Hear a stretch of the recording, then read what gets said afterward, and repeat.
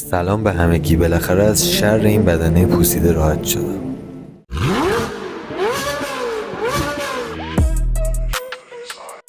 اول از همتون تشکر میکنم بابت حمایت از ویدیو قبلی. واقعا ترکوندین، دمتون گرم. خیلی خوشحالم کردین و کلی بهم انرژی دادین. توی این ویدیو هم اون بدنه پوسیده رو درآوردیم و قرار بدنه جدید رو این اتوبوس سوار کنیم. امیدوارم که از این ویدیو لذت ببرید.